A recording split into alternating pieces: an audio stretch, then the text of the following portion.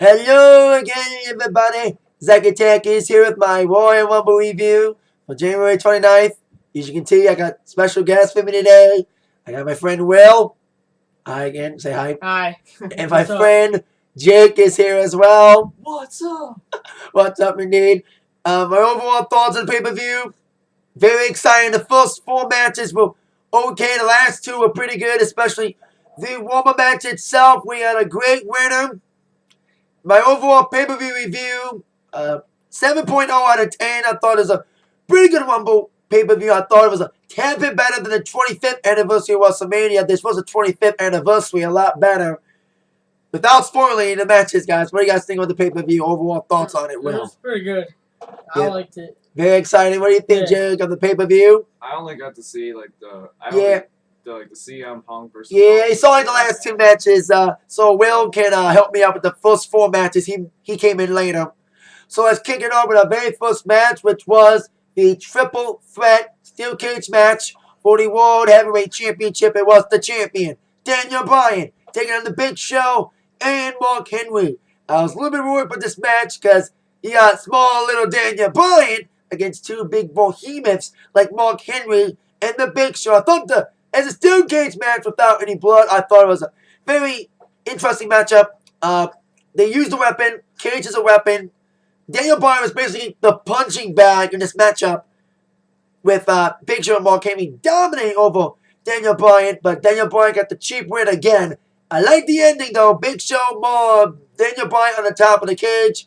Big Show holding on to Daniel Bryan, grasping Daniel Bryan, letting him go. Daniel Bryan wins the match, retains the World Championship.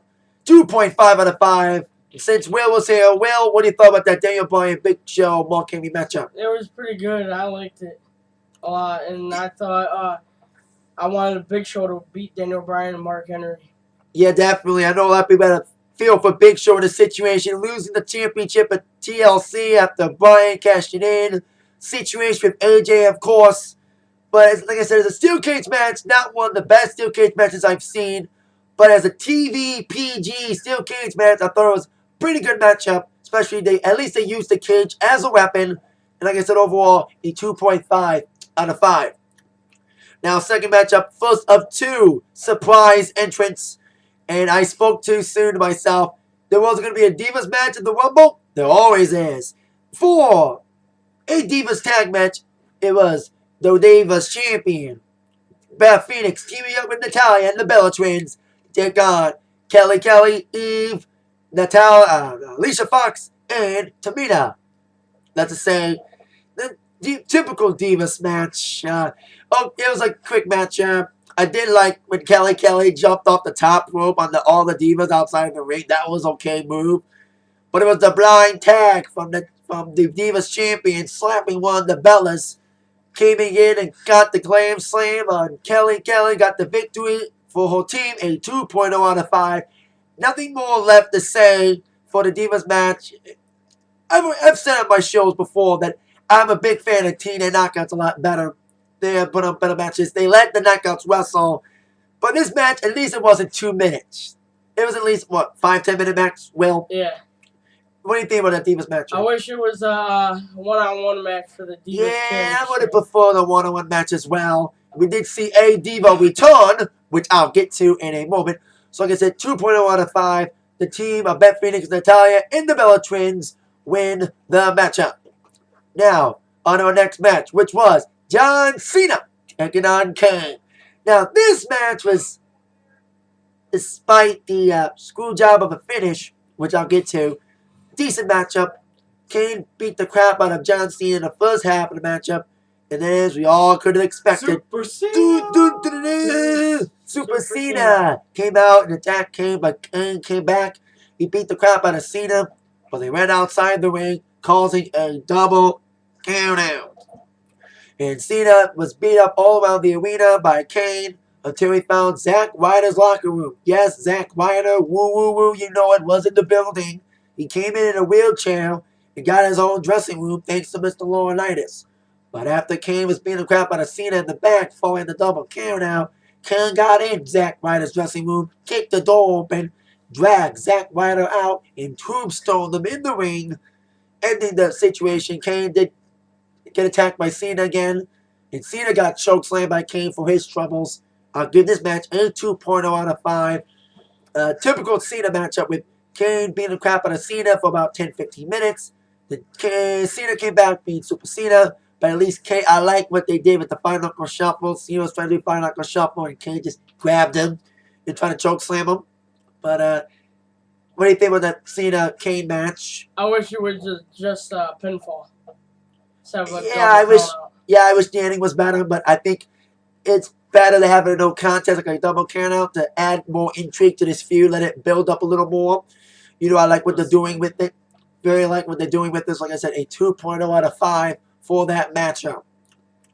Next, the squash match. Yes, we had a squash match. Our second mystery matchup, it was the chosen one, Drew McIntyre, facing up against the Mr. Funkasaurus Rex. Somebody call Drew McIntyre's mama, because here comes the Brodus Clay. Nothing more left to say. Basically, a squash match, a 1.0 out of 5. Will, don't even discuss that match, because that match was just... Brodus Clay's been squashing everybody. Squashing JTG, Heath Slater, and Kurt Hawkins was the first victim of Brodus Clay's dominance as the big Funkasaurus Rex. So we'll see what Brodus Clay can do. So like I said, I'm not a big fan of his gimmick. I did see some people with somebody come with mama signs and stuff. And the crowd was pretty great tonight in St. Louis. They did a lot of great chants, especially during the Cena match. And of course, the sexual chocolate chants from Mark Henry. So they had a 1.0 out of 5. Don't even discuss it. Brodus Clay, another squash victory for him. Now on to the last two matches. The two best matches of the night. Best singles match of the night was for the WWE Championship. CM Punk taking on Dolph Ziggler. Of course, your special guest referee. Well, special guest enforcer, John Laurinaitis. He decided to have another referee in because Laurinaitis didn't want to screw Punk and get by Triple H. That's when Jake came in. This match was pretty good. I've seen all of Dolph's and CM Punk's matches in the last couple of weeks, and I thought this match was another great, exciting matchup with these guys. There were some great moves in this situation, and it kind of heated up the CM Punk, John Laurinaitis picture a little more in the situation with John Laurinaitis not getting in, because I said to myself, and I told Will and Jake this, I predicted that the referee was going to get knocked out and Laurinaitis would have to come in. So Laurinaitis came in, but he checked on the referee, and Laurinaitis didn't see Punk pin Ziggler or submit him in this Anaconda device. But CM Punk did get the victory, and the referee was counting 1, 2, 3, but Laurinaitis came in for the double count because Laurinaitis wanted Punk to win and not get screwed over. Punk retains the WWE Championship. Laurinaitis basically kissed his ass to save his job from getting fired tomorrow night against Triple H. When he comes in for the evaluation, I'll give this a 3.5 out of 5. Best singles match of the night. I'll let Jake go first this time because he came in for this matchup. Jake, what do you think about the CM Punk Dolph Ziggler match? I personally thought that it was a very good match. I thought it was a lot of swerves in there, especially with John Laurinaitis coming in and actually helping make the 2 count. Like 1, 2, 3 count. Yeah, make the 3 count because Laurinaitis adds a lot more suspicion to his character because, well, that's a lot more intrigue rather because now you don't know he's trying to help him out, but instead he's only trying to save his own rear end. That's what happened. He's basically trying to kiss up to CM Punk so he looked good in front of Triple H for his resume for tomorrow night. Also, there was a lot of great technical chemistry between Dolph Ziggler and CM Punk. They talked about how they wanted to put on the great match. So, yeah, like I said, I've seen all the matches on TV and Raw, and I thought it was a pretty good matchup for a pay-per-view matchup, and I agree with that sentiment. Will, got anything to add to that? I'm happy that John Laurinaitis did not screw Punk. Yes, I'm happy too that he did. I have a CM Punk Ice Cream Ball shirt on. Everybody. Yeah, everyone's happy that Punk did not get screwed, and I guess I agree with Jake. Great physicality between these two, great physical chemistry, roll-ups, quick falls, near falls, a lot of great action from these two. And I hope they get involved in another title match, maybe Elimination Chamber. Who knows? But like I said, 3.5 out of 5 for this matchup. Best singles match of the night. Now on to the main event of the evening, the Royal Rumble match itself.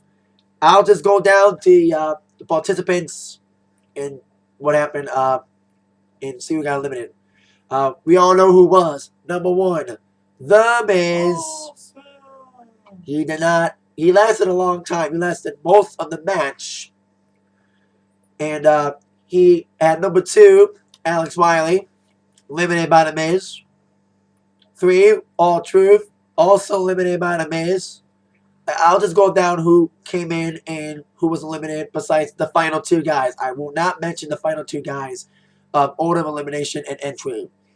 Then number 4 was Intercontinental Champion Cody Rhodes. He was one of the last few people in there. He lasted as long as The Miz, but he was eliminated by Big Show in the end. Big Show, I'll just give it right now. Big Show was number 30. Number 5 was Justin Gabriel. He came in number 5. He was eliminated by Mick Foley, who came in at number 7. And this is very interesting. Santino was number 9, but number 8 was Ricardo Rodriguez. I like what. Not Alberto Del Rio. Yeah, we saw Ricardo get involved in the TLC match, climbing the ladder. So the little Cucaracha segment, and I'm happy that they're at least giving Ricardo some airtime besides being Alberto's bitch. He had Hispanic Santino. Yeah, and I like the fact they played Alberto's song, but Ricardo came in because we all know Alberto comes with a flashy cars. He came in like a hoopty car. Hoopty job. I didn't mention Primo was number 6. He was eliminated by Foley as well. Foley eliminated Justin Gabriel and Primo. And Ricardo was eliminated by Santino. Like I said, he was number 9. And Santino was eliminated by Cody Rhodes. Then Epico was number 10. He was also eliminated by Mick Foley. Number 11 was Kofi Kingston. I call him one of the MVPs of the War Room match. I like when he pulled like a John Morrison type moment with the handstand. He got over the top, but he did a handstand to get back to the steel ropes and not let his feet touch the floor like a John Morrison elimination type moment, trying to save himself. I like that. That was a great highlight of the match. That was intense. That was ridiculous. That was ridiculous Yeah. from Kofi doing that. Too bad his tag team partner was suspended for this pay-per-view. Who knows? He may get fired. He may get future endeavored. Number 12. Yes, all the announcers took place in this Rumble. First, Jerry the King Lawler. He didn't last, what was it, like 30 seconds he lasted? I think he lasted probably 35, maybe 30, I guess. Yeah, 35, 40 seconds or so, limited by Cody Rhodes. Number 13 was Zeke. Big Zeke. Ezekiel Jackson came in. He was okay, but he was limited by number 15. Yes, the big guy. The Punjabi playboy himself, the Great Khali, came in. Before him was his former friend, Jinder Mahal, got eliminated by Khali. Then number 16 was Hunico, the other half of the tag team champions. He was eliminated by a surprise entrant, which I'll get to in a moment. Another surprise entrant, Booker T, came in number 17. No spinneroonies, though. No spinneroonies out. That was kind of disappointing. No head scissors either. But he was eliminated by his rival, Cody Rhodes. Number 18 was Dolph Ziggler. Anyone could qualify for this, since Dolph Ziggler did lose to CM Punk. He got in, like he did last year. He lost to Edge, and he got in the Rumble as well after he lost to Edge in that World Title match last year. The number 19, like I said, Booker T was in it, and so was the King. Well, Michael Cole was as well. He was number 20. Number 19 was Hacksaw Jim Duggan. He was rumored, and he was there. The first winner of the Royal Rumble. He was eliminated by Cody Rhodes. Less than 40 seconds. I think, probably around that time. And then number 21. Before her, yes, it was a she. Beth Phoenix and Chyna were the only women to be in the Rumble. The third ever woman in the Rumble made her presence. She's back. Awesome Kong, a.k.a. Karma, came in. She eliminated Michael Cole. That was funny. That was great. Yes, there was. That was awesome. Michael Cole eliminated by Karma, a.k.a. Kong. And I like she did the implant buster to Dolph Ziggler. Got the pretty awesome. I wish she got her hands on Vicky though. Did the implant buster to Vicky? That would be Maybe they'll tease it for another time. Who knows? Maybe. Let me say this. Karma will get her hands on Vicky. eventually. Karma's gonna kill you. Anyway, number 22. Well, I won't dress him. He's the winner, which I'll get to in a moment. Number 23, another surprise. Oh, you didn't know. You ass better call somebody. Put him up. DX Road Dogg Jesse James, baby. He came in, but he was eliminated by Wade Barrett, who came in at number 26. Number 24 was one half of the Usos, Jey Uso. I'm happy at least one Uso got in the match. Jimmy was at ringside, but he was eliminated by Randy Orton, who was number 28. Jack Swagger came in. He was number 25, eliminated by Big Show. The match, he was number 30. David Ortega, another little surprise entrant. He was number 27. And number 29 was Y2J, Chris Jericho. And Chris Jericho and Sheamus were the last two in the ring. The final four was Jericho, Sheamus, Randy Orton, and Big Show. Yes, they were the final four. Like I said, final two was Sheamus and Jericho. That means a guaranteed first-time winner.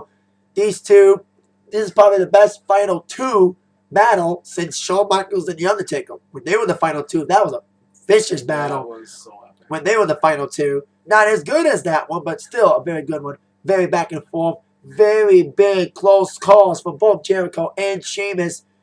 And Jericho promised it would be the end of the world as we know it. Well, it was the end of his world as the Celtic Warrior, the Great White, many names, mayonnaise. Sheamus got the victory. So that means Sheamus will be headlining WrestleMania. He'll get a title shot. Jake and Will, help me out. Who do you think that Sheamus is going to face? Will he face the world champion or will it be the WWE champion? Will, who do you think Sheamus is going to choose? World heavyweight champion. Jake, who do you think?